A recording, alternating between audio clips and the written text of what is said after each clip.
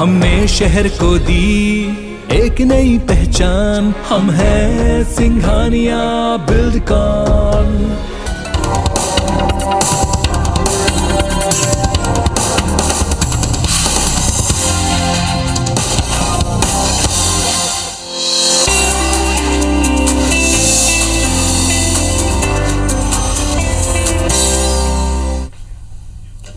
नमस्कार, बहुत स्वागत है आप सबका। मैं पुनीत पाठक और हेल्थ से जुड़ा खास कार्यक्रम हेल्थ गुरु आज आपके लिए किडनी की बीमारियों से रिलेटेड है। किडनी की बीमारियां बहुत आम सी बात है। हर साल लाखों पेशेंट्स डॉक्टर्स के पास पहुंचते हैं। दुनिया भर में किडनी से संबंधित बीमारियां मौत का छठा सबसे बड़ा कारण बनकर उभरा है। खान पान में लापरवाही और लाइफस्टाइल से रिलेटेड कई सारी दिक्कतें, जीवन शैली की जो ये छोटी छोटी बारीकियां हैं, ये अगर आप समझ लें तो किडनी की समस्या से आधे से ज़्यादा लोग निजात पा सकते हैं। हर साल मार्च के दूसरे गुरुवार को, यानी अगर मैं इस बार कहें तो 10 मार्च को हम किडनी दिवस मनाने वाले, वैश्विक स्तर पर इसको मनाते ताकि लोग थोड़ा सा अवेयर हों। मकसद यही है कि आप समझ सकें कि किडनी बीमारी होती क्यों और कैसे आप इसको रोक सकते हैं। तो आज का एक खास कार्यक्रम ध्यान से सुनिए और जो हमारे एक्सपर्ट होंगे उनको और उनकी बातों को समझकर अपने जीवन में अपनाएं। शुरू करते हैं आज का हेल्थ गुरु।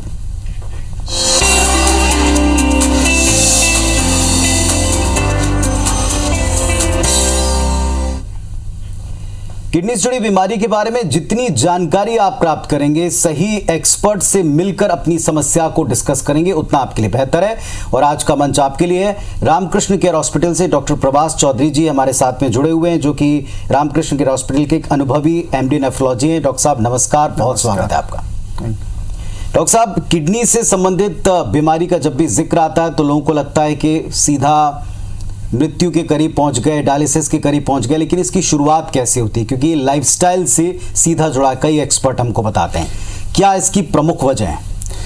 देखिए, जो किडनी बीमारी जो होता है, देखिए दो चीज़ें है। एक तो किडनी में परेशानी होना और एक किडनी फेल्यूर होना। पहले अपन को इसको जानना है। मान लो आपका सिर्फ प्रोटीन जा रहा है, यूरिन में इन्फेक्शन है, लेकिन क्रिएटिन नॉर्मल है, तो उसको हम किडनी का डिजीज़ बोलते हैं। जैसे मान लो किसी को पथरी भी हो तो वो किडनी का डिजीज़ है, किडनी फेल नहीं है। किडनी फेल हम तब बोलते हैं जब व्यक्ति का क्रिएटिन बढ़ता है। वो भी दो प्रकार का होता है। एक होता है टेम्पररी, जिसको हम एक्यूट किडनी इंजरी बोलते हैं, और एक जिसको परमानेंट, जिसको हम बोलते हैं क्रॉनिक किडनी डिजीज। जब किसी व्यक्ति का क्रिएटिन 3 महीने से ज़्यादा बढ़ा हो तो उसको हम क्रॉनिक किडनी डिजीज बोलते हैं। तो इसके भी स्टेजिंग होते हैं। जब 1, 2, 3, 4, 5, जब 5वें स्टेज होता है तब हम डायलिसिस बोलते हैं। लेकिन ऐसा नहीं, एक्यूट किडनी इंजरी में जब क्रिएटिन बहुत बढ़ जाए, पेशाब नहीं आए, तो उसमें हम डायलिसिस की सलाह देते हैं। लेकिन एक्यूट किडनी इंजरी पेशेंट को ऐसा नहीं है कि ज़िंदगी भर डायलिसिस लगता है। तो कुछ समय के लिए डायलिसिस लगता है और फिर किडनी ठीक हो जाता है। इसका सारांश ये है कि अगर आपको किडनी की परेशानी है तो आप छुपाइए मत, अपने डॉक्टर के पास जाइए और पता करिए कि आपको क्या है। शायद कुछ दवाइयों से किडनी ठीक हो जाए या कुछ डायलिसिस से किडनी ठीक हो जाए, तो ये आपको जानना बहुत ज़रूरी है। किडनी की बीमारियां, मतलब हम अगर इसकी शुरुआत देखें तो कैसे होती है, कहाँ से होती है? क्योंकि एक स्वस्थ जीवनचर्या हम कैसे अपना सकते हैं ताकि हम डिजीज तक पहुंचे नहीं, कोई दिक्कत हमको आए नहीं, और शुरुआती हमको क्या सिम्टम्स पकड़ने चाहिए कि अब आपको तुरंत डॉक्टर के पास जाना चाहिए? देखिए, किडनी डिजीज जो होता है ना, इसको आजकल बोला है साइलेंट किलर। मतलब विदाउट कोई सिम्टम से आदमी को किडनी बीमारी हो सकता है, लेकिन कुछ कुछ सिम्टम्स को हमको ध्यान देना चाहिए। जैसे कि अपने पैरों में सूजन आना, रात को बार बार पेशाब होना, या अपने को बीपी बहुत ज़्यादा होना, या जिस व्यक्ति को डायबिटीज़ हो या हार्ट का प्रॉब्लम है, उनको किडनी बीमारी होने की चांसेस है। साथ में जिनके फैमिली में किडनी की बीमारी है उन लोगों को किडनी की जांच करवानी चाहिए। और जो मुख्य कारण जो माना गया है आजकल किडनी डिजीज का, आज भी जो इंडिया को कहा गया है डायबिटीज़ का कैपिटल, तो मोस्ट कॉमन कॉज है किडनी बीमारी का डायबिटीज़, जो कि 80% कारण है। इसके अलावा और जो कारण है, हाई ब्लड प्रेशर्स होना, ओवर द काउंटर मेडिकेशन जैसे पेन किलर खाना या गैस की गोली खाना, या किसी को जेनेटिक डिसऑर्डर है, ग्लोमेरुलोनेफ्राइटिस हो, तो ये सब जो कारण आजकल पाया गया है, जो प्रमुख कारण है जिसके कारण किडनी बीमारी होती है। जैसे आपने खुद ही ऐसे रीजंस बताएं जिनको हम कई बार इग्नोर करते हैं डॉक्टर साहब। जैसे एक तो अपनी शुगर को पूरी तरह कंट्रोल में रखना, बीपी को कंट्रोल में रखना। हमने बीपी और शुगर के पेशेंट्स को ये देखा है कि मेडिकेशन शुरू करते हैं और जैसे ही थोड़ा सा रिलीफ मिलता है, कंट्रोल में आती है, तो उसको ड्रॉप कर देते हैं। क्या ये सीधे आपको किडनी डिजीज की तरफ ले जाता है? देखिए ऐसा है, जैसे डायबिटीज़ है किसी को, तो उसमें से 10% लोगों को किडनी बीमारी होती है। अगर 90% लोगों को नहीं होती है, उन लोगों को होती है जिनका शुगर अनियंत्रित हो, बीपी अनियंत्रित हो, जो ओवर द काउंटर मेडिकेशंस ले रहे हैं, या जो जिनके फैमिली हिस्ट्री और डायबिटिक के कारण किडनी डिजीज होने का उन पे होती है, या जो टबाको का च्यूव करते हैं उनके लिए। सबसे महत्वपूर्ण बात ये होता है कि जो काफ़ी जो रोगी रहते हैं, उनको ऐसा लगता है कि अब हमको शुगर की गोली हो रहा है, अब धीरे धीरे शुगर नियंत्रित होने लग गया है, तो शुगर की गोली बंद कर देते हैं। देखिए ऐसा होता है कि डायबिटीज़ क्यों होता है, क्योंकि इंसुलिन की डेफिशिएंसी के कारण, और ये इंसुलिन जो डिग्रेडेशन होती है वो किडनी में होती है। तो जब व्यक्ति का किडनी खराब होना चालू होता है तो इंसुलिन वही उसके लिए टॉक्सिक हो जाती है। तो मेरा मतलब है, जो भी डायबिटिक पेशेंट जिसका बीपी अनियंत्रित होने लग रहा है, जिसकी इंसुलिन की रिक्वायरमेंट या दवाई की रिक्वायरमेंट कम होने जा रही है, जिसके पैर में सूजन आ रहा है, उनको अपनी किडनी बीमारी होने की चांसेस बहुत ज़्यादा है, उनको जांच करानी चाहिए। और जो सबसे महत्वपूर्ण जो है कि डायबिटीज़ के साथ एक आँख का भी इन्वॉल्वमेंट बहुत ज़्यादा, जिसको हम डायबिटिक रेटिनोपैथी कहते हैं। तो ऐसा माना गया है 60% लोग को जिनको आँख की बीमारी हो डायबिटीज़ के कारण, तो उनको भी किडनी की प्रॉब्लम होती है, और जिनको किडनी की प्रॉब्लम है उसमें 70% लोगों को आँख की प्रॉब्लम होती है। तो अगर आप अपनी आँख जाँच कराते हैं, फंडस एग्जामिनेशन कराते हैं, और अगर उसमें ये डॉक्टर आपको बोलता है कि आपको आँखों में रेटिनोपैथी है डायबिटीज़ के कारण, तो भी आपको किडनी की जांच करानी चाहिए। जी डॉक्टर साहब, दो प्रैक्टिस हमने देखी, बहुत ही आम है, कॉमन सी बात है। आपको दर्द हुआ, आपने फौरन से पेन किलर ले लिया, या गैस्ट्रिक ट्रबल हुई तो जो भी गैस्ट्रिक ट्रबल से रिलेटेड दवाइयाँ हैं, सिरप्स हैं, या कुछ और सैशे हैं, वो हमने ले लिए।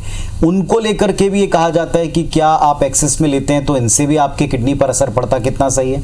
ये आप बिल्कुल सही बोल रहे हैं। अभी जो एक दो कारण, जो एक तो पेन किलर था ही, देखिए पेन किलर लेने से किडनी डिजीज होता है, ये बहुत कॉमन बात है और ये साइंटिफिकली प्रूव है। अपन को थोड़ा दर्द हुआ, अपन पेन किलर ले लेते हैं। इसका दो रीजन, पेन किलर के कारण भी किडनी प्रॉब्लम हो सकता है, या आपको थोड़ी किडनी प्रॉब्लम हो लेकिन पेन किलर के कारण वो बढ़ जाता है। तो कभी भी पेन किलर खाएं या दर्द की गोली खाएं तो आप अपने डॉक्टर से ज़रूर मिलिए और उनके सलाह से ही पेन किलर की दवाई खाएं। वो दवाई खराब नहीं है, लेकिन सही मात्रा में सही समय में खाने की ज़रूरत है। और आजकल और एक कॉमन डिजीज़ जो पाया गया है drug induce, that is your gastric की मेडिकेशंस। ये पाया गया कि जो गैस्ट्रिक की गोली बहुत खाता है, जो कि प्रोटॉन पंप इनहिबिटर्स जो कहा जाता है आजकल, उसके कारण किडनी की बीमारी पाया गया है। तो इसी के लिए अगर रेगुलर यूज़ कर रहे हैं तो आप अपनी किडनी की जांच कराइए, और होगा तो अपने डॉक्टर से बीच बीच में मिलिए इसके बारे में। जी, पानी का इंटेक, ये भी एक बड़ा इंपॉर्टेंट इशू है हर एक, और ख़ास तौर पे अगर हम बच्चों साइड में, हालांकि बच्चों के बारे में अलग से आपसे पूछूंगा, लेकिन पानी को किस मात्रा में लें, मौसम के हिसाब से, वेदर के हिसाब से, जगहों के हिसाब से, क्या इसकी क्वांटिटी अलग अलग लेनी चाहिए? क्योंकि कई बार देखा गया है कि ये सजेस्ट किया जाता है किडनी बीमारी अवॉइड करनी तो आप ज़्यादा ज़्यादा पानी पीजिए। देखिए ऐसा, India is a temperate country, जहाँ पे गर्मी बहुत ज़्यादा है सेंट्रल एरिया में, और जहाँ तक छत्तीसगढ़ के एरिया है। तो जैसे हमारे फार्मर्स भाई हैं, वो लोग जाते हैं गांव में, जाते हैं खेती किसानी करते हैं, और वो पानी का कंजप्शन बहुत, जैसे 4-5 लोग जाते हैं 2 लीटर 3 लीटर लेकर गए और वो दिन भर में वो पानी पिए। तो इसके कारण जो बोलते हैं कि आजकल फार्मर्स में किडनी के डिजीज हो रहे हैं, तो इसको हम CKD-U कहते हैं। तो इसी के लिए पानी का कंजप्शन एक प्रमुख कारण गया है कि अगर पानी कम पिए तो अपने किडनी में खून कम गया और धीरे धीरे किडनी इफेक्ट होने लगा है। तो एक नॉर्मल व्यक्ति को नॉर्मली 3 से 4 लीटर पानी पीना चाहिए, क्योंकि पानी के डेफिशिएंसी से भी किडनी डिजीज हो गया, जिसको हम CKD-U के नाम से आजकल जाना जाता है। और जिस व्यक्ति को किडनी प्रॉब्लम है, जिनको हार्ट का प्रॉब्लम है, तो वो बहुत ज़्यादा पानी पिएंगे तो सूजन आ जाएगा, सांस फूल जाएगा। तो ऐसे व्यक्ति को कितना अमाउंट पानी पीना चाहिए वो अपने डॉक्टर से बात करके डिसीजन लेके फिर अपने हिसाब से पानी पीना चाहिए। नॉर्मली जो बच्चे हैं आजकल, लाइफस्टाइल हम उनको बचपन से ही देते हैं, एक लाइफस्टाइल देते हैं कि आपको ऐसे खाना है, ऐसे उठना बैठना खेलना है। बच्चों को हम पानी का इंटेक, सबसे पहले पानी की बात चल रही है, कितना पानी बच्चों को प्रतिदिन पिलाना चाहिए नॉर्मली? देखिए, बच्चों का बॉडी वेट के हिसाब से डिसाइड्स होता है, फिर भी एक नॉर्मल एज के हिसाब से बच्चों का, अपन हम बोले कि अबव 5 इयर्स जो भी अपन ले, तो एटलीस्ट 1 से 2 लीटर तो कम से कम पानी पिलाना चाहिए, ताकि उनको बेटर रहेगा। 1 से 2 लीटर डिपेंड करता है कि बॉडी वेट के आधार पर डिसाइड करता है बच्चों का। और एक रीज़न है जो बच्चों का जो किडनी डिजीज का आजकल पाया गया है, वो है आपका ओबेसिटी। बच्चे लोग घर में बैठे बैठे हैवी मोटापा हो रहा है, और मोटापा एक वन ऑफ द कॉज है जिसके कारण किडनी बीमारी होता है, क्योंकि भगवान ने आपको नेफ्रॉन तो उतना ही दिया है, और जब आप मोटापा बढ़ेंगे तो बॉडी को उतना फिल्टर पड़ना पड़ेगा, उतना किडनी को फिल्टर करना पड़ेगा, तो उतना प्रेशर लगेगा किडनी को, और फिर किडनी डिजीज होता है। तो वो भी एक प्रमुख कारण है बच्चों में पाया गया। तो बच्चों में डॉक्टर साहब क्या सिम्टम होते हैं जिनसे हम पकड़ें कि इनको डॉक्टर को दिखा लेना चाहिए? हालांकि आपने एक तो बताया कि मोटापे पे बचपन ऐसे कंट्रोल करें, लेकिन फिर भी क्या कोई सिम्टम है जिनको देखकर, क्योंकि जनरली कोई सोचता नहीं कि बच्चों को कभी किडनी से संबंधित कोई प्रॉब्लम भी हो सकती, क्या शुरुआती सिम्टम्स? देखिए, बच्चों में ना जो सबसे पहला जो सिम्टम्स रहता है वो है कि रात को बार बार पेशाब होना, वो एक इनिशियल जिसको हम नॉक्चूरिया कहते हैं, वो एक अपना एक इम्पॉर्टेंट फैक्टर है। इसके अलावा सूजन आ जाना, अचानक पैरों में सूजन आ जाना, भूख नहीं लगना, या खून की कमी भी होना। अगर बच्चे को रेगुलर चेकअप में मालूम चला खून की कमी होने के और भी कारण है, लेकिन एक किडनी के कारण, क्योंकि किडनी से एक हार्मोन निकलता है इरिथ्रोपोइटिन, जो खून बनाने के लिए हेल्प लगता है। तो अगर आपको खून की कमी है तो भी उनको हो सकता है किडनी की प्रॉब्लम। और एक पाया गया कि ब्लड प्रेशर्स, अगर जिस बच्चे का हेडेक बहुत रह रहा है, और अगर आप उनको रेगुलर अगर डॉक्टर को दिखाते हैं तो एक बार ब्लड प्रेशर भी चेक करिए, क्योंकि यंग एज में अगर ब्लड प्रेशर होता है तो शायद ये संकेत होगा कि आपको किडनी की बीमारी हो, तो वो भी एक लक्षण हो सकता है, शुरुआती लक्षण। अपनी किडनी की केयर आप कैसे करें, बीमारियों के लक्षण कैसे पहचानें, और फौरन आप एक्सपर्ट को कब दिखा दें, इन सारी बिंदुओं पर हम बातचीत कर रहे हैं। महिलाओं और किडनी डिजीज के बारे में थोड़ा अवेयर करें, क्योंकि ये बहुत इंपॉर्टेंट पॉइंट है। देखिए, महिला एंड किडनी है ना, इसको हम 2 विभाग में बांटते हैं, एक तो प्रेगनेंसी, एक नॉन प्रेग्नेंट लेडी, है ना। तो ये पाया गया है कि फीमेल में क्या डिजीज कॉमन है जो किडनी डिजीज करता है। डेफिनेटली एक तो फीमेल रेगुलर पेन किलर खाती है, क्योंकि घर का काम इतना करना है तो रेगुलर पेन किलर खा लें, जिसके कारण उनको किडनी की प्रॉब्लम हो सकता है। और एक बीमारी है लूपस, जिसमें जॉइंट्स पेन्स होते हैं, शरीर में रैशेस आते हैं, जिसको हम लूपस कहते हैं, जिसको एसएलई कहा जाता है। ये जो है फीमेल में 9 टाइम्स ज़्यादा होता है मेल्स में, और ये ज़्यादातर यंग लोगों को होता है, यंग फीमेल्स को, तो उनमें किडनी की बीमारी होने के चांसेस रहती है। तो वो किसी को भी एसएलई या लूपस हो तो उनकी जांच करानी उनको करना चाहिए। और तीसरा जो है, फीमेल में ये यूरिन इन्फेक्शंस कॉमन है। अगर बार बार यूरिन इन्फेक्शंस हो रही है, जो कि इन्फेक्शन बार बार होगी तो किडनी को हानि कर रही है, तो उससे भी किडनी की बीमारी होती है। तो अगर आपको यूरिन इन्फेक्शन हो तो आप अपने डॉक्टर से मिलिए और अपना किडनी की जांच करिए। अब जो सबसे महत्वपूर्ण है प्रेगनेंसी। बोलते हैं कि प्रेगनेंसी जो होता है एक माँ का या एक स्त्री का दूसरा जन्म होता है। तो प्रेगनेंसी में भी पाया गया है कि प्रेगनेंसी के दौरान या प्रेगनेंसी के बाद व्यक्ति को किडनी डिजीज हो सकता है। तो इसी के लिए अगर आप प्रेग्नेंट हैं तो आपको रेगुलर एंटीनेटल चेकअप करानी चाहिए। उसमें आपको ज़्यादातर एक होता है ब्लड प्रेशर की ज़रूर जांच कराइए, क्योंकि जिसको हम बोलते हैं कि प्रेगनेंसी इंड्यूस हाइपरटेंशन, जो आगे जाके प्री एक्लेम्शिया या एक्लेम्शिया होता है, तो अगर वो होगा तो उसको किडनी प्रॉब्लम होनी चाहिए, होता है। दूसरा, आपको यूरिन की जांच करना चाहिए। अगर आपके यूरिन में प्रोटीन जा रहा है एक प्रेगनेंसी में, तो आपको किडनी बीमारी हो सकता है। इसके अलावा प्रेगनेंसी में यूरिन इन्फेक्शंस भी कॉमन है, तो अगर ये इन्फेक्शन भी है तो आप डॉक्टर से मिलिए, तो ताकि आपको किडनी की स्थिति क्या है आपको पता चले। इसके अलावा ये तो प्रेगनेंसी का हुआ। अब बच्चों का भी, अब आपको प्रेगनेंसी में आपका जो बच्चा है वो स्वस्थ है कि नहीं, उसका भी कुछ कुछ साइंस होती है, लेकिन उसका कंफर्मेशन आपको सोनोग्राफी से, जो कि गायनेकोलॉजिस्ट रेगुलर कराती है, वो आप पक्का कराइए। उससे आपको पता चले कि ऑर्गेजेनेसिस सही से हुआ है कि नहीं। आप जैसे डॉक्टर के पास जाते हैं या सोनोग्राफी कराते हैं तो आपको बोलते हैं कि पेट में पानी कम है आपका, एमिनियोटिक फ्लूइड। अगर वो पानी बहुत कम है तो इसका मतलब शायद बच्चे का किडनी ठीक से डेवलप नहीं हुआ होगा। तो उस समय आप डॉक्टर से ज़रूर मिलिए और रेगुलर अपना अल्ट्रासाउंड टेस्ट कराइए, उससे आपको पता चलेगा रियली उसको किडनी प्रॉब्लम है कि नहीं।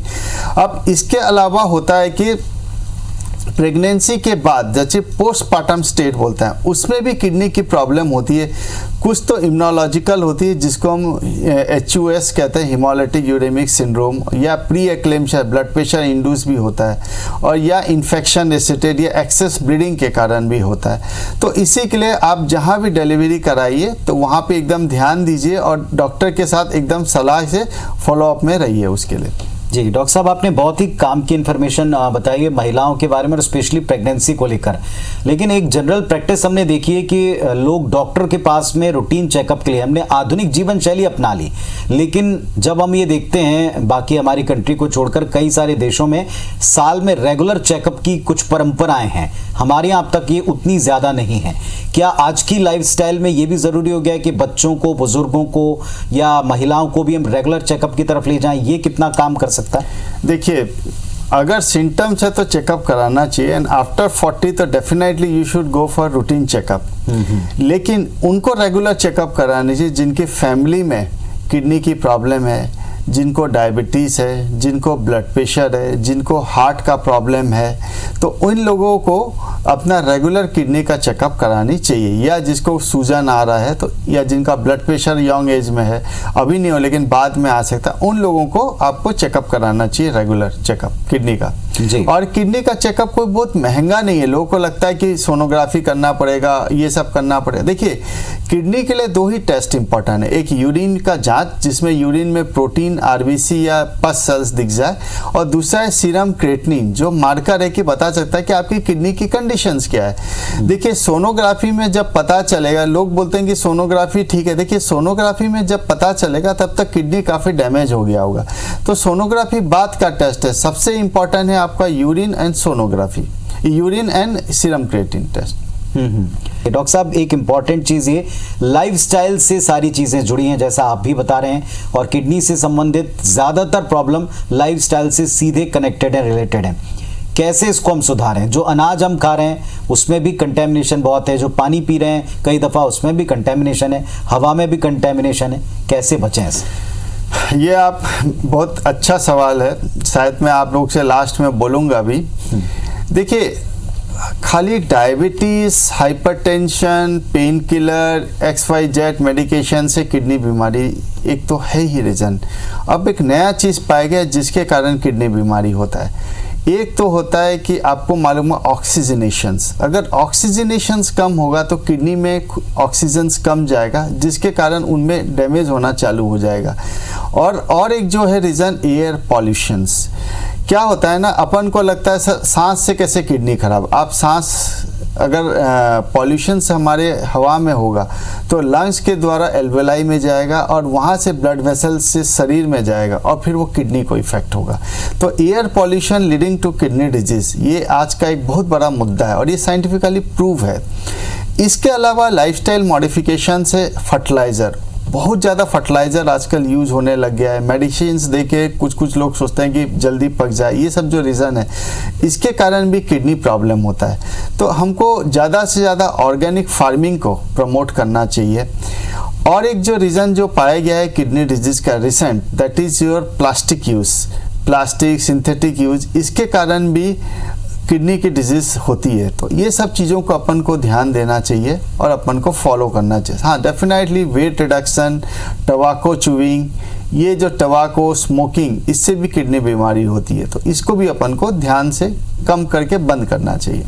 जी डॉक्टर साहब, एक और इम्पॉर्टेंट चीज़, आजकल हम कहते हैं कि शरीर के हर अंग के लिए हमको रेगुलर एक्सरसाइज करना बहुत ज़रूरी है, एक बार दिन में अच्छे से स्वेटिंग होना बहुत ज़रूरी है, पानी की इनटेक हमको रेगुलर लेना बहुत ज़रूरी है।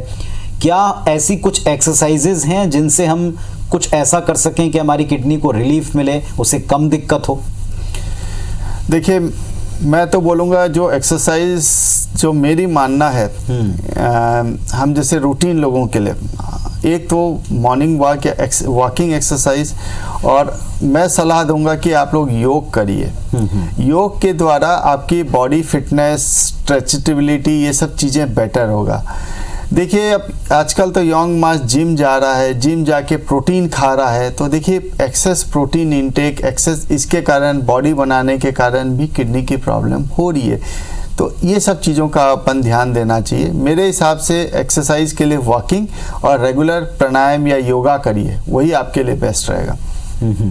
हम ये सोचते हैं कि किडनी की प्रॉब्लम है, मतलब लंबा चौड़ा हॉस्पिटल बिल है, और आपके शहर में तो ये अवेलेबल नहीं है, आपको कहीं बड़े मेट्रो में ही जाना पड़ेगा।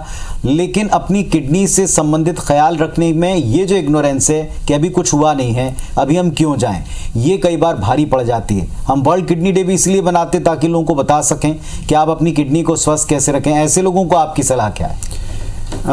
पुराना एक कहावत है, prevention is better than cure, है ना। तो बीमारी ना हो उस पर ज़्यादा ध्यान दें, और अपने को लाइफस्टाइल मॉडिफिकेशन करके उस पर ध्यान देना चाहिए। और अगर आपको किडनी की परेशानी है तो पहले आपको देखना पड़ेगा कि आपको एक्यूट है या परमानेंट है। परमानेंट है तो किस स्टेज है, उस हिसाब से अपने को इलाज कराना चाहिए। और आजकल तो छत्तीसगढ़ में हर चीज़ का इलाज है, किडनी से गुर्दा प्रत्यारोपण तक यहाँ इलाज होता है। जैसे हमारे यहाँ अस्पताल में हम 200 से ज़्यादा गुर्दा प्रत्यारोपण कर, इवन तो अभी लीवर का भी ट्रांसप्लांट चल रहा है, तो गुर्दा प्रत्यारोपण भी आजकल होने लगा है। ABI कॉम्पेटेबल, इनकॉम्पेटेबल सभी ट्रांसप्लांट होने लगा है। तो आपके शहर में आजकल किडनी के बीमारी का सारे सुविधा उपलब्ध है। इवन इसके लिए गवर्नमेंट भी हेल्प कर रहा है वेरियम माध्यम के द्वारा। चलिए, तो डॉक्टर साहब ने जितनी इंपॉर्टेंट बातें आपको बताई हैं, हमको लगता है कि ये सब अगर आप इनमें से अपनाते हैं और इन सारी बातों का ख्याल रखते हैं तो आप अपनी किडनी को एक बहुत ही स्वस्थ दिशा में आगे बढ़ने में मददगार साबित हो सकें। डॉक्टर साहब, बहुत धन्यवाद आपका इन तमाम सवालों के जरिए लोगों को अवेयर करने के लिए। Thank you so much sir. Thank you. तो आज का जो हेल्थ गुरु था, इसमें हमने किडनी की हेल्थ के ऊपर बातचीत की, और जैसे डॉक्टर साहब ने बताया कि एक स्वस्थ जीवनचर्या और एक टॉक्सिक जो हमारे गुण हैं या जिन चीज़ों से हम अपने शरीर में कई सारे ऐसी चीज़ें ले रहे हैं जो किडनी पर अफेक्ट कर सकती हैं, उनको आप अवॉइड करें। यही इस कार्यक्रम का उद्देश्य था। फिर एक एक्सपर्ट के साथ जुड़ेंगे और आपकी समस्याओं पर समाधान की तरफ बढ़ेंगे। धन्यवाद, नमस्कार।